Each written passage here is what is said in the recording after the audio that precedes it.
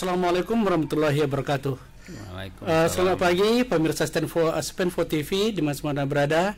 Kembali kita berbincang pada pagi hari ini. Kebetulan kita dikunjungi oleh tim monitoring keberadaan sampah di sekolah, yaitu dari Dinas Pendidikan yang dipimpin langsung oleh Kabid PTK itu Bapak Fikri Rahman Enkom, kemudian didampingi juga oleh staf beliau Zeno Edward, juga Loli ya, sebagai pendamping. Pada kesempatan ini kita akan berbincang dengan beliau. Ya, kita tahu sekarang masalah sampah yang menjadi problem di kota kita di Payakumbuh. Jadi untuk itu Dinas Pendidikan juga sangat getol sekali memberikan arahan-arahan dan juga binaan ke sekolah bagaimana masalah sampah itu dapat ditunggangi secara beransur sehingga nanti tidak semakin menimbulkan masalah baru tapi lebih dapat memecahkan masalah. Untuk lebih jelasnya pada kesempatan ini tentu nanti akan kita tanyakan langsung kepada Bapak Kabid. Namun kita sapa juga beliau dulu dan teman-teman. Selamat pagi Pak Kabid. Selamat pagi Pak. Ya. Juga Bu Loli, kemudian Pak Zeno Edward. Diminta juga dulu Bapak Kabid untuk memperkenalkan tim kepada kita secara langsung. Kepada Pak Kabid kita persilakan gitu. Oke, baik, terima kasih Pak Kepala Sekolah, Pak Mardius. Kami kesini datang lengkap timnya Pak. Kami 3 orang, saya sendiri bersama Pak Zeno Edward, kemudian Bu Loli. Memang seperti yang disampaikan tadi, kedatangan kami di sini pertama tentunya silaturahmi Pak. Iya. Silaturahmi ini awal tahun baru, ya, tahun baru. Kemudian terkait dengan permasalahan di kota kita terkait pengelolaan sampah. Yang perlu sekali perhatian serius dari kita semua. Itu kami datang ke sini meninjau sejauh mana pengelolaan sampah di SMP 4. Nah, begitu Pak. Iya. Ya. Baik, jadi sama-sama kita tahu bahwa kedatangan tim yang langsung dipimpin oleh Bapak Kabid kita adalah bagaimana pengelolaan sampah di sekolah kita. Namun sebelumnya kita ingin juga secara umum ingin bertanya kepada beliau, bagaimana sekarang kondisi keadaan sampah di kota kita Pak di Payakumbuh? Ya mungkin kita masih melihat ya beberapa titik sampah itu masih ada beberapa tumpukan yang yang setiap hari masih ada, tidak seperti sebelumnya. Biasanya kan jam 6 itu pos-pos sampah, tempat-tempat sampah itu sudah bersih. Namun sekarang karena ada musibah terkait longsornya tempat pembuangan akhir kita Kota Payakumbuh, akhirnya beberapa sampah itu menumpuk. Dikarenakan yang pertama kita tidak bisa lagi membuang sampah di tempat pembuangan akhir tersebut. Kemudian pemerintah juga kemarin di awalnya itu menjejaki kerjasama pembuangannya ke Sawah Lunto. Nah, itu ada dilaksanakan selama 3 hari, namun terkendala beberapa hal, akhirnya di stop. Kemudian di pemerintah kemudian mencari jalan. Nah, sekarang ini sampah ini dibuang ke Kota Padang, Pak. Wah, jauh sekali, Pak ya? Ya, ke Kota Padang. Kota Padang. Nah, yang biasanya itu satu truk itu kalau kita membuangnya di TPA Kota Payakumbuh, itu bisa 2-3 kali satu hari. Namun kalau ke Padang tentunya tidak bisa, hanya satu kali. Akhirnya tidak semua sampah yang ada itu bisa dibawa karena keterbatasan dari mobil truk armada tadi. Ya, gitu, Pak.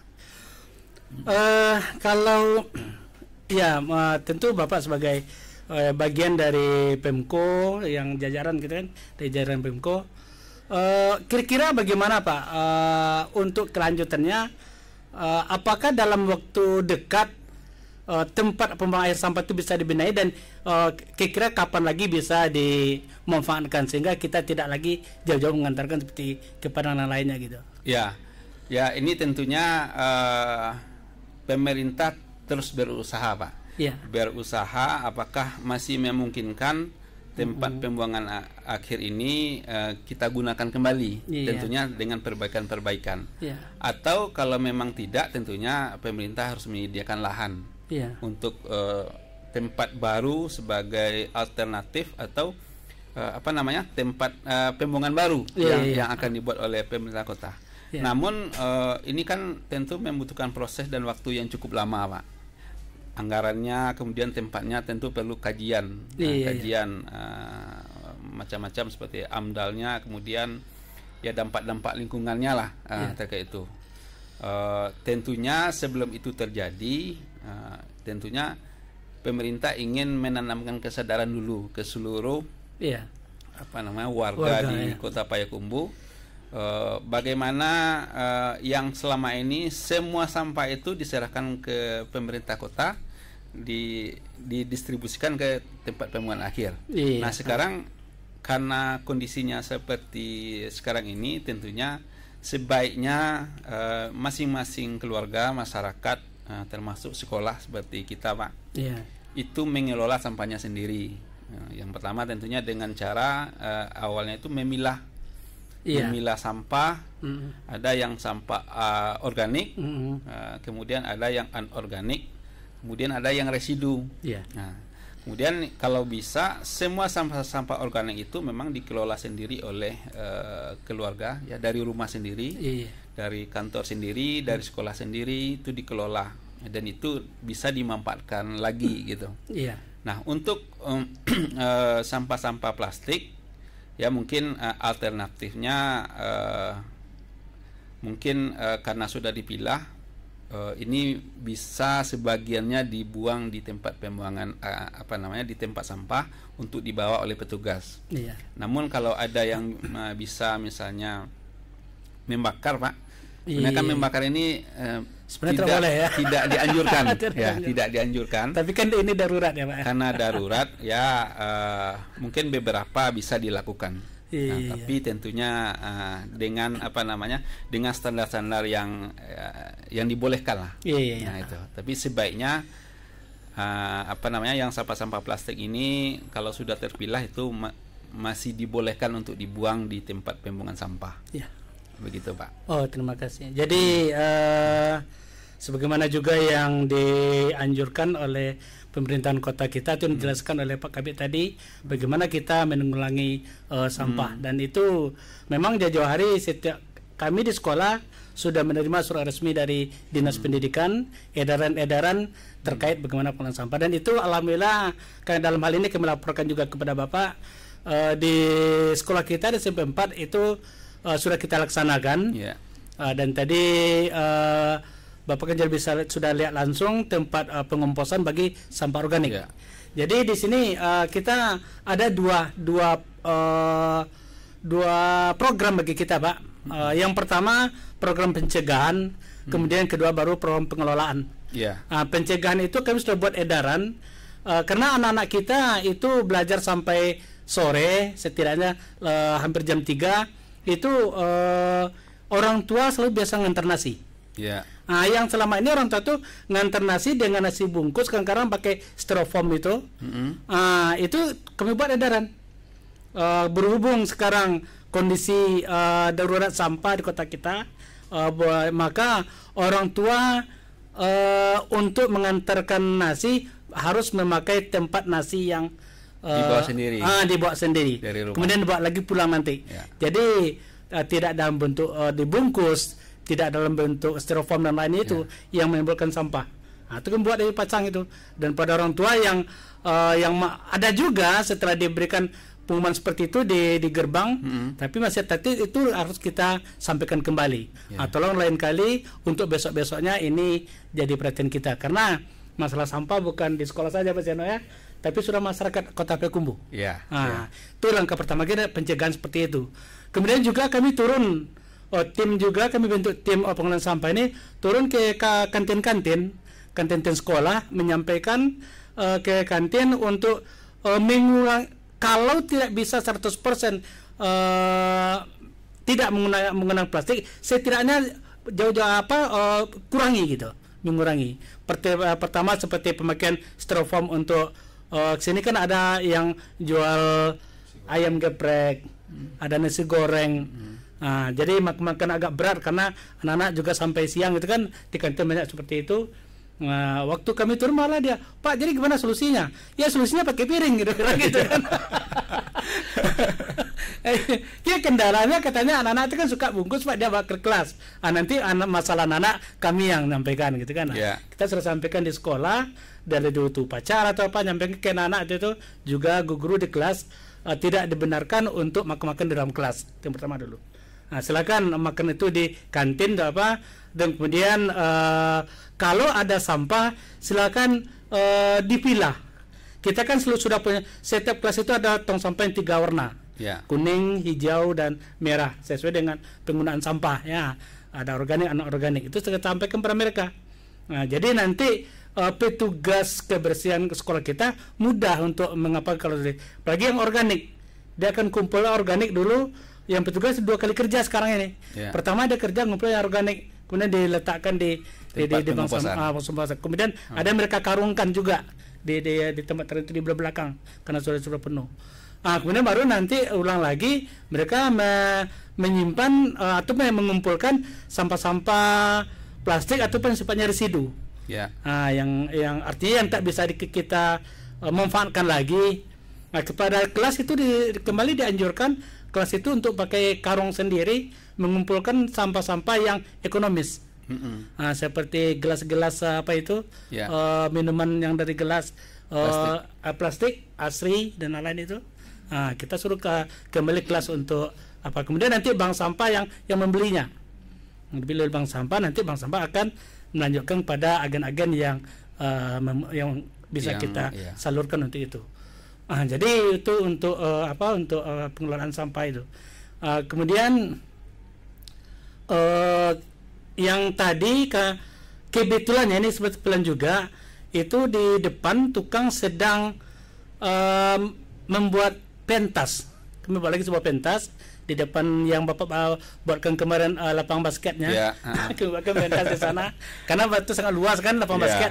Jadi nanti apabila ada acara, apabila cuaca tidak baik, becek kan ya pentasnya di sana gitu kan.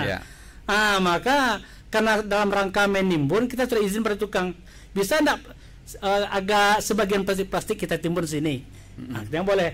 Itu sekarang yang pengaman. Jadi yang tidak akan mengganggu nanti kepada timbunan bangunan. Kan kalau jumlah banyak barangkali itu mengganggu dia. Tapi setidaknya itu sudah bisa membantu mengurangi sampah plastik kita kubur di sana. Atau kita kubur nanti pada tempat buatan pentas yang akan ditutup oleh tukang gitu. Itu sudah kita sampaikan juga ke tukang seperti itu dengan catatan pada tukang jangan terlalu banyak kalau anak apa setidaknya mengurangi gitu. Kira-kira itu Pak kami laporkan untuk penanggulangan sampah khususnya di SMP 4 gitu. Ya mudah-mudahan ini bisa jadi contoh juga mungkin Pak pengelolaan yang ada di SMP 4 bagi sekolah-sekolah yang lain. Memang harapan dari pemerintah kota seperti itu. Setiap kegiatan kalau sekarang ini kan kita tidak lagi menyediakan air plastik Pak. Jadi memang dianjurkan membawa tempat sendiri semacam tumbler dan lain-lain agar ini bisa minimal mengurangi sampah yang ada. Gitu. Nah kemudian mungkin tadi saya agak ini Pak terkait penimbunan sampah plastik, pengelolaan sampah plastik. Nah ini mungkin nanti perlu dikaji lagi Pak, karena sebenarnya sebaiknya sampah plastik itu tidak dikubur karena nanti kan sampah plastik ini kan tidak terurai Pak, tidak terurai. Mungkin sebaiknya memang dipisahkan di tong sampah mungkin. Maksudnya begini Pak, dikubur itu artinya bukan untuk dibuku bekak lagi, kan pentas di sana, dikubur dalam apa bangunan gitu, di dalam tanah kan, dalam tanah bangunan itu sendiri gitu kan. Tukang kan juga akan menimbun juga nanti dengan tanah lain pentas itu. Tapi gitu. Nanti mungkin perlu dikaji lagi Pak. Soalnya gini, itu kan kami kira dulu nggak apa-apa kan. Karena plastik itu kan tidak terurai Pak. Jadi plastik itu butuh puluhan tahun mungkin ratusan tahun Pak baru terurai. Yang sampah plastik ya. Tapi kalau sampah organik itu akan cepat terurai karena dia akan bersenyawa dengan tanah. Gitu. Itu mungkin makanya perlu di pemikiran kawan-kawan kan begini. Memang terurai mau tidak, yang penting ada di dalam pentas itu. tanah itu kan tidak akan kita ganggu gitu ya kan. Tapi baik demikian. Kalau memang itu akan satu hal yang akan menjadi akhir-akhirnya akan merusak tata lingkungan, kita kan juga tidak menginginkan itu terjadi. Nah, mungkin ini dapat kita bicarakan kembali. Karena belum nggak Pak ya? Belum. Kemarin baru tukang kan kemarin bekerja. Tadi kami sampaikan nanti ketika penimbunan kan nggak masalah kalau plastik sebagian kita timbun. Asal jangan banyak saja Pak. Nanti kalau banyak dia agak apa gitu. Lantai apa nih? Jamin kami gitu. Malah yang lebih bagus itu yang organik ditimbun. Oh gitu. Tapi plastik memang tidak disarankan Pak. Disarankan. Kita kan waktu itu kan kena sampah plastik. Iya. Biar baik. Jadi itulah untuk sekolah kita ya memang bagaimanapun juga masalah sampah ini masalah yang tidak akan pernah selesai. Karena setiap hari dia ada gitu kan. Kan di rumah-rumah pun begitu. Atau mungkin rumah Bu Loli nggak ada sampah. Tapi ini mungkin apa namanya? New normal mungkin Pak ya. Cara baru kita mengelola sampah. Karena selama ini kan kita tidak terlalu terbiasa memilah dari rumah. Kemudian yang seharusnya sampah organik itu masih bisa dipilah kemudian dimanfaatkan lagi, baik itu untuk pupuk tanaman atau untuk yang lain. Dan ini tidak kita laksanakan sebelum-sebelumnya. Nah, dengan kondisi seperti ini waktunya ya menimbulkan kesadaran di kita masing-masing, di pribadi masing-masing. Ternyata sampah itu masih bisa dimanfaatkan. Kemudian sampah plastik itu sebenarnya kalau terpilah itu masih bisa diproduksi. Ya, kebetulan kita di Kota Payakumbuh kan belum ada daur ulang sampah. Yang daur ulang sampahnya. Ya, kalau sebenarnya kalau misalnya sudah ada itu masih bisa dimanfaatkan lagi sebenarnya sampah-sampah plastik. Jadi setidaknya ini ada positifnya Pak ya. Ada positif. Sama dengan pandemi ada kan. Pandemi itu tidak selamanya negatif. Dengan ada pandemi IT anak-anak bisa berkembang. Dalam hal ini mungkin teguran juga mungkin bagi Allah pada kita selama ini sampah itu sepele saja kan. Diberinya sekarang suatu keadaan dan kita yang membuat kita terpaksa belajar Pak ya. Jadi edukasi yang terpaksa tapi itu positif juga. Jadi terbiasa seperti Bapak bilang tadi biasa memilah. Kemudian tahu bahwa ini bisa dimanfaatkan gitu kan. Yang selama ini asal nama sampah ya buang. Akan habis gitu. Padahal kadang-kadang itu bisa kita manfaatkan gitu. Baik, jadi sampah itu laporan kita kepada Bapak Kades yang diwakili oleh Bapak Kabid PTK atau Pak Vicky. Kemudian juga kami mumpung Bapak ke sini, kami sampaikan juga permasalahan di sekolah kita di SMP 4 kita itu masalah saat ini sangat-sangat kekurangan tenaga guru maupun juga tendik. Jadi kawan-kawan guru di sini ada yang ngajar sampai 36, ada yang sampai 38 gitu. Namun hal demikian itu memang secara tak langsung itu jadi ya gimana ya, kalau biasanya di kantor itu di pada jam tertentu ada guru, sekarang memang tidak ada sekali karena memang teman itu selalu full jamnya. Kami lihat memang kelelahan mereka. Jadi waktu itu kami berstrategi juga dengan wakil kurikulum karena ada beberapa mapel yang tidak diampu oleh guru mapel itu sendiri. Seperti contoh bahasa Indonesia itu karena jamnya memang sangat banyak Pak Jano, sengaja kami sebar kepada guru-guru yang memang tidak backgroundnya bahasa Indonesia. Ada guru PAI yang ngajar, ada guru bahkan BK pun megang jam jadinya gitu. Turun tangan. Tapi gimana lagi gitu. Jadi kami di sini juga berbagai strategi disampaikan bahwa wakil kurikulum guru yang tidak mengajar mapelnya sendiri tolong nanti dijadwal itu diparalelkan dengan guru yang mata pelajaran sendiri. Umpamanya bahasa Indonesia. Di sini di lokal A umpamanya. Lokal A itu diajar oleh guru yang memang backgroundnya bahasa Indonesia. Tapi lokal F dan E itu diajar oleh masing-masing guru yang tidak berlatar belakang bahasa Indonesia. pada materi-materi tertentu yang memang butuh guru yang bersangkutan yang harus mengelola kelas itu, maka itu nanti kita gunakan lagi, manfaatkan studio kita. Nanti guru bahasa Indonesia akan mengajarnya di sini, di studio ini. Kemudian nanti anak-anak akan menangkap secara daring di kelas. Guru yang ditugaskan untuk mata pelajaran itu tadi, mereka cuma mengawasi, mendampingi. Kemudian kalau ada permasalahan baru menunjuk kita apalah namanya, kalau ada kesulitan anak, apa itu fungsinya gitu. Nah, jadi itu baru satu langkah kami apakan. Pernah juga kami sampaikan pada wakil kurikulum, bagaimana kalau seorang guru itu dibuat kelasnya itu paralel, apa namanya itu, seperti overlap lah gitu. Guru A dia bahasa Indonesia ngajar dia jam 1-2 di kelas pertama, juga di kelas ada yang kedua, mungkin 3 kelas gitulah. Tapi wakil kurikulum jawab, nggak mau di depodik Pak, katanya. Kalau itu bisa kan nggak masalah ya. Jadi di depodik nggak masuk. Iya. Sebenarnya yang tadi Pak itu inovasi. Jadi SMP 4 sudah melaksanakan ini. Terima kasih juga Pak, memanfaatkan teknologi. Ya sekarang dengan situasi yang ada, dimanfaatkan teknologi. Jadi satu guru itu kalau kita daring, kita di studio seperti ini, itu kan bisa diikuti oleh kelas-kelas yang kebetulan belajar misalnya bahasa Indonesia seperti tadi.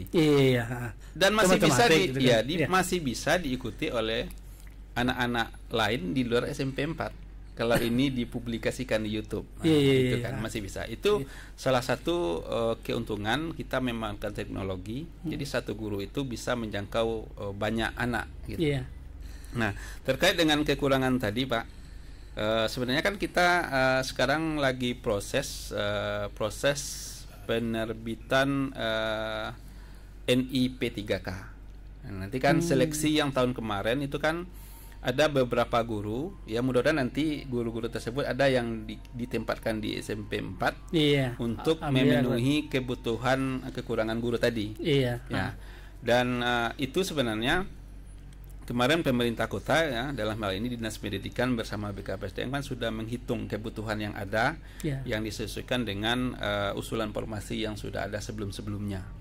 Dan itu mudah-mudahan nanti kita kan sekarang ada sekitar 80 orang guru yang lulus di tahun 2023. Itu sebagiannya nanti bisa menutupi kekurangan guru yang ada di SMP 4. Alhamdulillah kalau itu apa ya. Nah, mungkin berita gembiranya di 2024 nanti insya Allah masih ada lagi, Pak, untuk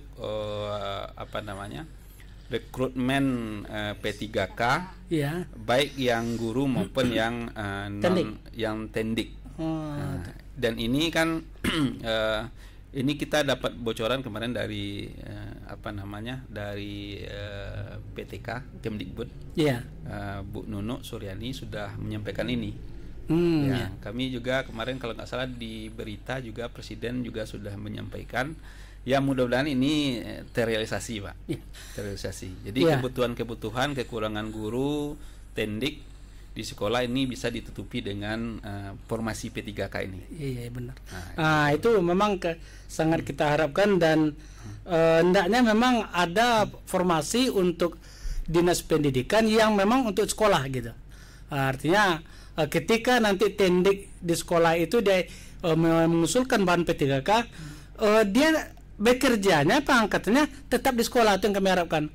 Kemarin ini kan ada teman kita masuk tapi dia masuk dinas lain, ada yang lolos mungkin di pokoknya dinas lain lah gitu kan, sehingga kita melepas saja jadinya gitu. Jadi ini ada jatah sekolah untuk ke depan, itu kami harapkan mengusulkan lagi Bapak. Yang 2023 itu kebetulan kan memang formasi yang untuk non teknis, yang teknis itu kan memang tidak ada yang di pendidikan. Nah, semuanya berada di formasi itu, berada di UPD. Nah, untuk yang sekarang kita dengar berita itu memang dikhususkan untuk tendik yang ada di sekolah. Alhamdulillah. Nah, ini kan berita gembira. Namun kan pastinya tentu kita tunggu pengumuman resmi dari pemerintah. Iya, itu memang sangat kita harapkan. Karena kemarin ketika minta izin, kan kita buat izin itu, saya tanya di mana? Ada yang bilang di KPDSDM, ada yang bilang di kearsipan. Ya. Tidak di sekolah, tidak Pak. Itu kemarin itu cukup banyak Pak. Cukup banyak. Operator dapodik, tenaga kepegawaian yang ada di sekolah lulus sebagai tenaga teknis di OPD lain. Nah itu dan memang ini sebenarnya kita kasihan juga dengan sekolah. Iya. Tapi juga kita tidak kasihan juga kalau mereka tidak lulus. Ini kan kita pun tidak menghambar sebenarnya. Kita secara pribadi itu kan hak mereka. Ya, itu hak keluarga, hak mereka. Keluarganya sudah sangat berharap. Nah, itu. Cuma secara kedinasan tentu kita kehilangan gitu. Iya, kita kehilangan karena sekolah butuh. Sekolah butuh gitu. Apalagi nanti sempat kalau operator dapodik, itu kacau kita gitu. Iya. Ini itu sudah ada beberapa Pak. Iya, saya dengar beberapa keluhan dari beberapa sekolah kan teman-teman gitu kan. Iya. Operator kamu lulus di sana. Siapa lagi operator? Itu yang jadi masalah itu kan. Sementara dapodik sangat penting gitu kan. Iya. Sekarang kan setiap sekolah itu wajib wajib ada operator yang mengelola dapodik. Karena ini adalah data pokok dan data penting yang dimiliki oleh Kemdikbud, di bawah Kemdikbud itu yang digunakan untuk sebagai bahan atau data untuk mengambil sebuah keputusan di Kemdikbud. Ya, apapun sekarang yang sifatnya informasi dari sekolah itu dasarnya dapodik gitu kan. Itu jadi banyak. Baik, terima kasih Pak Kabid, juga Pak Zeno. Demikian kira-kira bincang-bincang kita dengan Bapak Fikri Rahmat, itu Kabid PTK Dinas Pendidikan, yang kita mulai dari sampah, juga kita sudah sampaikan keluhan kita, kekurangan tenaga pendidik, juga tendik, karena beliau juga ini gawe beliau ini PTK gitu. Kenapa kita sampaikan? Nah itu tadi, karena memang kita rasanya menyampaikan pada orang yang tepat gitu. Mudah-mudahan kita nanti sama-sama berdoa saja Pak. Mudah-mudahan apa yang disampaikan oleh Dirjen GTK, Presiden ini terrealisasi. Iya, amin. Mudah-mudahan ini karena untuk kelancaran kerja kita Pak ya. Oke, demikianlah, terima kasih sekali lagi Pak Fikri, Pak Zeno, sudah hadir bersama kita di 74 TV. Mudah-mudahan ke depan bagaimana SMP 4 bisa lagi memberikan layanan baik pada siswa, pada anak-anak yang ujung tombaknya bagaimana kita kepada anak kita dapat memberikan yang terbaik gitu. Demikian, terima kasih atas segala perhatian. Kita akhiri pertemuan kita. Assalamualaikum warahmatullahi wabarakatuh. Waalaikumsalam warahmatullahi wabarakatuh.